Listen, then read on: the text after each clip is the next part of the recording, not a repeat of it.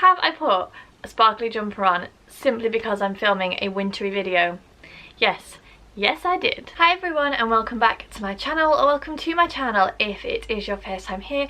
My name is Jess. I upload videos once a week, usually bookish content with a little bit of lifestyle thrown in for good measure. And for today's video I am going to be sharing with you my winter TBR. If you are familiar with my channel, you will know that I like to do my TBRs seasonally rather than monthly because I am a mood reader, so I very much like to give myself the freedom to read what I feel like reading, but at the same time I do like to try and give a little bit of structure and just think about some books that I may want to read in the coming months. I have a stack here next to me. I'm going to talk really briefly about what they are about, or what I think they are about, so without further ado, let's jump in and start talking about some books. So I will say that the first set of books that I'm going to talk about are all Christmas books that I have recently purchased, and this type of book, or any book really that is particularly seasonal, it's not something that I would typically go for, but I just felt like 2020 was the year when I needed a little bit of Christmas cozy in my life, and I'm sure that there are many of you out there that also feel the same. Yeah, I just was like, I need some cozy in my life. I need some feelings of goodwill and some feelings of love and hope, and I just thought that Christmas books might have that type of message, so I went out and I bought some. So I'll talk about those first, and then the rest are books that I have pulled from my ever-expanding TBR that I hope to get to. So the first book that I'm going to talk about is 7 Days of Us by Francesca Hornack. I probably should bracket this whole section saying I'm hoping that they're going to be cozy and full of hopeful messages. They're not typically Christmas romances, so I don't know that that's going to be, you know, they may also be a little bit moving and upsetting. I don't know. But anyway, the first book is 7 Days of Us by Francesca Hornack. So this is about a family that are getting together after a very long time. And they basically, the eldest daughter has to quarantine when she gets back, and so the whole family go into a week of quarantine and they are stuck essentially together. So it says on the back, when no one can leave the house, 7 days for the Birches feel like an eternity, especially when they are all harbouring secrets, one of whom is about to come knocking at their door. Since I posted this, I posted a picture of this on Instagram. I've had a number of people contact me and say it's so good, so I'm very much looking forward to it. But yeah, it's just one of those that I think is going to be perhaps moving, perhaps touching. I like a little bit of family drama, a little bit of angst. I like the idea that they're all just kind of stuck together when maybe that's not what they would choose. So yeah, looking forward to this one. The next book I'm going to talk about is actually my book club's pick for the month of December, and my book club is just One More Page Book Club. I will leave all the information to that down in the description bar down below if you're interested in joining a book club. We have a live Zoom meeting every month. It's a fantastic community and I would highly recommend it, obviously. But the book that we have picked for December is The Christmas Tin by Roderick J. Robeson, and it's actually an incredibly short book, but if you read the reviews, Goodreads and places like Amazon, they are just incredible. So I'm very much looking forward to it. I feel like it's going to pack a punch, or it's going to have to pack a punch because it is so short. So basically it's the story of Jesse, and he is concerned with the way that Christmas has become so commercialised, and he's concerned about how his daughter is buying into this. So he decides to tell her a story about his childhood. And the story is from 1968. Jesse's father is away, he's a soldier in Vietnam, and Jesse and his mother are struggling to make ends meet. And then Jesse meets an elderly neighbour, I think on his paper round. Yes, on his paper route. And during one of the visits with this elderly neighbour, the lady shows Jesse her Christmas tin, and it's full of all different items, and she tells Jesse the stories behind each of the gifts, and I just think this sounds like it's going to be such a moving and beautiful and heartwarming story. Again, it's a concept that really interests me. I think that it sounds fantastic, but it's just such a short book. I think it's less than 100 pages, or it's 150 pages. And yeah, I'm very excited. It's not a book that I have ever seen anyone talk about before, so I'm very intrigued, and I will obviously let you know in due course, but another one to add to the list. And then a book that I have to be honest and say I know absolutely nothing about, and I've never even heard of this author. So this is Snowdrift and Other Stories by Georgette Heyer. It says on the front, includes 3 recently discovered short stories. I am not a huge short story reader, but something about this really appealed to me, I guess because maybe Christmas is a particularly busy time, and I liked the thought that I could just jump in, read a short story, and then put the book down and walk away for a little bit. So I'll just read you what it says on the back. A treat for all fans of Georgette Heyer and for those who love short stories full of romance and intrigue. This collection also includes 3 of Heyer's earliest short stories published together in book form, for the very first time. Rapturously romantic, her sense of period is superb, unbeatable.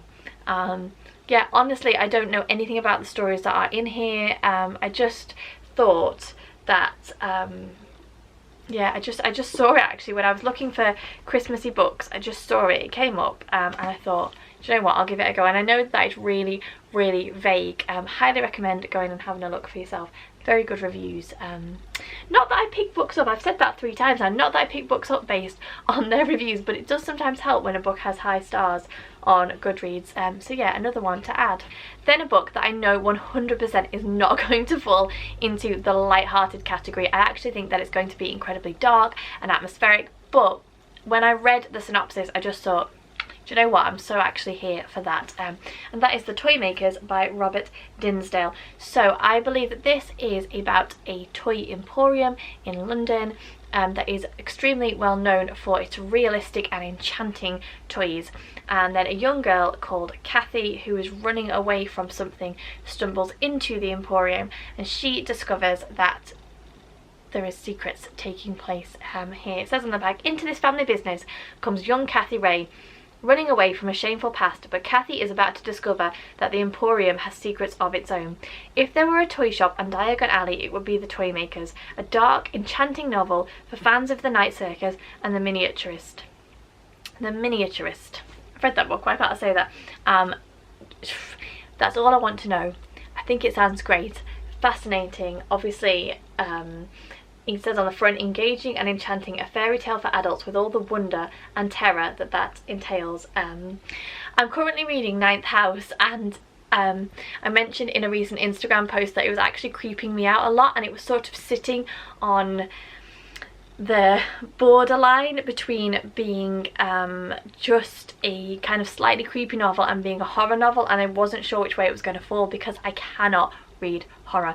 I am an absolute wuss. Horror is not a genre that interests me at all. It was making me really nervous when I was reading it and really tense. Since discovered that I think it's going to be okay. But this book sort of gives me the same vibes, that it's going to sit on that kind of, is it going to be a horror? I don't think so. I think it's just going to be more atmospheric and spine tingling. But I'm such a wuss. I may have to read this book during the day. There are certain books that I cannot read with the light when it goes dark because I just give myself the creeps. I have a really overactive imagination, and any noise or anything while I'm reading and I will just be like, I'm out of here. So yeah, this may be one to read during the Christmas holidays when I can read it during the day, but I just think it sounds fantastic and I am so here for it. I'm just going to show you my mug while I have a drink. 'Tis the season to be cozy. Okay, then very quickly I have 2 which probably do fall into the Christmas romance. I'm annoyed that I ordered this and I've managed to order the tiny mass market paperback version. This is Comfort and Joy by Kristen Hannah. Kristen Hannah is obviously well known as being the author of The Nightingale and The Great Alone, The Nightingale being one of my all-time favourite books. So this one is about newly divorced Joy, who decides to take a break and go on a winter adventure. So she ends up in the charming northwest town of Rain Valley, where she meets Daniel O'Shea and his young son Bobby. Thrown together by chance, these 3 souls will be touched by the true spirit of Christmas and discover what it means to be a family. Again, it says on the back, a modern day fairy tale of a woman caught between 2 lives, and this is a holiday gift to treasure for years to come. I'm very much aware that Kristen Hannah can write fantastic characters. She again can create great atmosphere. Very much looking forward to this. I just think it's going to be a really cozy read, even though It's the world's smallest book. And then we have The Christmas Surprise by Jenny Colgan, which was a book that I already owned and I very nearly decided to donate to charity, and then I saw it in the pan and I thought, do you know what, I will give that a go because I do like Jenny Colgan's writing. It's very easy and very readable. Don't know an awful lot about what this is about. It doesn't really even say on the back. It's actually a note from the author on the back rather than a blurb.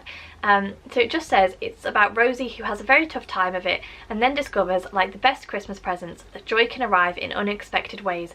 But really it's about hope and food. There's a ton of food in it, but that's Christmas for you. So yeah, one that I am looking forward to. Don't know really much about it, which perhaps is what the author was intending by putting that on the back, but just one to add to the list. And I honestly don't know if I'm going to get to all of those in December. I don't think any of them particularly lend themselves to after into the new year because they're very much about Christmas. But I'm going to give it a go. If you watch my November wrap up, you'll know I had an abysmal reading month in November, and today as I'm filming this we are on the 6th and I am probably halfway through Ninth House. So I do need to get a little bit of a hustle on, but I have 2 weeks off. I finish work on the 18th of December and then I have a whole 2 weeks off when we're just going to do nothing. So very, very much plan to read my little socks off. And I just think being able to pick from that pile of books will be fantastic. And then moving forwards into January and February, I have another little stack of books that I'm going to talk about. So the only book, I did have a few books left over from my autumn TBR, but the only book that I want to bring forward at this point is Tombland by C.J. Sansom. This is part of C.J. Sansom's Shardlake series. They are murder mystery thriller books set during the 1500s, around the time of King Henry VIII. And there are 5 or 6 books, I think, at the moment in the series, and this is the latest one. These are just great. I say this all the time. Every time I talk about these books, I say I love the fact that C.J. Sansom has so accurately blended historical fiction with a murder mystery style. I just think it's so clever. I think it's so interesting. I love the characters. I love Shardlake. I love the twists and the turns, but the authenticity of the time period, it just is so good. Perhaps what I like less is that the books seem to get bigger and bigger and bigger as we go on. I mean, this is over 800 pages long. But I know that once I get into it, it's just going to be so compelling and I'm just going to absolutely fly through it. But this is definitely one, and I think there's very definitely this kind of dark atmospheric feel to his books, which lend themselves very, very well to the wintry, colder times of the year when you just want to put a roaring fire on, either in your home or on Netflix. That's also worthwhile doing. Yeah, and just kind of cozy on up. These books are perfect for that. If you've never read them or you've never thought about reading them, I think they are a highly underrated series in the book community. Definitely give them a go, especially if you like historical fiction. So good, so good. Next we have a book that I'm actually quite embarrassed that I have not read, because I read the first book in this trilogy and absolutely adored it. I enthused about it. I recommend it regularly. I talk about it all the time, but I don't know, I just have not picked up the next one in the series, and I like to tell myself that I'm waiting. I was waiting for the winter, but I don't know, I just need to pick it up. So I'm talking about The Girl in the Tower by Catherine Arden, the first book being The Bear and the Nightingale. So this is YA. It's a blend of historical fiction and fantasy. Obviously I can't talk about what this particular book is about because I don't want to spoil the first book for anyone, but it was the kind of book that I would describe as a quiet book, in that it was really slow and it sort of unfurled very gently, but it was just so utterly captivating, and it was the sort of book that I wanted to read incredibly slowly because I wanted to soak it all in and just absorb it, and I didn't want it to end, and I just fell absolutely in love with Catherine Arden's writing, with the story itself. It was just fantastic, and that is why I'm like, I don't know why you haven't picked the next one up. So this is a trilogy, and I fully anticipate picking this one up and then wanting to also pick the third one up, although I don't own that one yet. So the first book is set in Russia, and we're following the character of Vasya, who is basically a young girl living on a farmstead, and she finds herself caught very much between the old and the new. So in the part of Russia that Vasya lives in, they celebrate the old gods, so they leave out bread for the little creatures who help the fire to stay and who help the crops to grow and who help your animals to stay healthy. So they very much worship and celebrate these old Russian gods. But coming fast on the heels is the new, which is the church and which is religion. And so you have missionaries coming and living in these villages and changing the mindsets of people. And Vasya finds herself able to talk to and see these old gods, at the same time as having to kind of war with this new religious mania almost that's taking over. And so she finds herself caught between the two, and that's really all I want to say. A lot more happens than that. Cannot say it enough. Atmospheric, dark, moving, hopeful, captivating, enchanting, whimsical, a fairy tale for young adults and beyond. Loved the first book. Cannot wait to see where the story goes. The first book ended on a little bit of a cliffhanger, and I'm pretty sure I immediately bought this one afterwards, and then it just never picked it up. I mean, it says on the front here, a marvellous mix of magic, mythology and history. That is square on the nose, bang on the nose. Fantastic. Cannot wait to read this. Really need to make this a priority in the new year. I think it's going to be great. And I'm laughing because the next one is a book that I have to put on my list because James would not shut up about it if I did not. And I am looking forward to reading it, and I have said I will try and read it in December, and I do want to read it, but it's just so big, and that is Ruin by John Gwynne. So this is the third book in the Faithful and the Fallen Quartet by John Gwynne. This is adult fantasy, and we are following a whole host of characters, lots of different POVs. We are in a world called the Banished Land, where there is political upheaval. There are creatures of old such as giants and worms. There is magic, there is dark magic. We have heroes, we have young boys who are being called upon to step up and take their place. We have a war between God and a fallen angel, or the god of this world and a fallen angel. We have good versus evil. Honestly, there is so much that takes place in these books, and they are all huge. I'm really enjoying them. They're very tropey, they're very enjoyable. They are a little bit slow. The second book that I have just read in November was a little bit slow for me, and that's making me hesitant to pick this one up because I kind of think there's still one more book to go, and so I'm guessing that kind of the big finish is going to happen in that last book, and I'm just not sure what to expect. But there are many characters that I love. There are many characters that I am enjoying following along with, and so I will get to this. I've said I will read it in December, but honestly I don't know. And I do have to say that all of the books have been blurbed by Con Iggulden, who you know is my absolute favourite.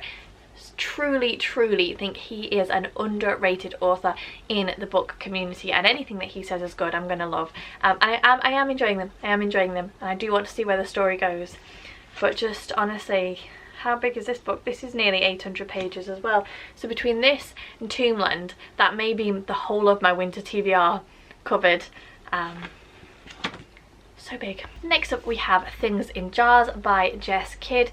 I think there is a definite dark atmospheric vibe going on with the books that I picked, and there is a lot of historical fiction as well. I just think this is a great time of year to read that. This is no different. It's set in 1863. It's a Victorian detective tale about medical curiosities, and that is pretty much all I know about it. We're following someone called Bridie Devine, the finest female detective of her age, and she is working a case to recover a stolen child. It says the public love a spectacle, and this child may well prove the most remarkable spectacle London has ever seen. I have never read a book by Jess Kidd. I think she wrote another one called The Hoarder. That was very well received. I really enjoyed The Corset by Laura Purcell. This gives me very similar vibes. I read that earlier in the year, and this I feel is along the same vein, so very much looking forward to picking this one up at some point. And then again, I've picked up another historical fiction. I mean, literally what I do when I set these TBRs is I sit in front of my bookshelves with all my unread books in, and I just see what grabs my attention and see what hooks me and makes me think, oh yeah, I might want to read that. And I was obviously in the mindset of historical fiction and dark and atmospheric and a little bit twisty when I picked this TBR. Hopefully I've made a good choice. So this is Those Who Are Loved by Victoria Hislop. This is a fairly recent purchase, so you may not have seen it before. This is set in Athens in 1941. It says Nazi forces occupy Greece and a nation falls apart. 15-year-old Themis comes from a family polarised in its political views. The Nazi occupation only deepens the fault lines between those she loves, while it reduces Greece to destitution. I have only ever read one Victoria Hislop book, which was The Island. I read it a very long time ago. I thought that it was great, and that was about the leper colony on Spinalonga, and I thought that that was brilliant. So very much looking forward to trying another one of her books. And again, as I say, I was obviously just in the mood for some historical fiction, so I've added it to the list. We'll see how we get on. And the final book that I'm going to talk about, thank you very much if you have managed to bear with me, is The 10,000 Doors of January by Alex E. Harrow. So this is about a young girl called January who is a ward of a wealthy man called Mr. Locke.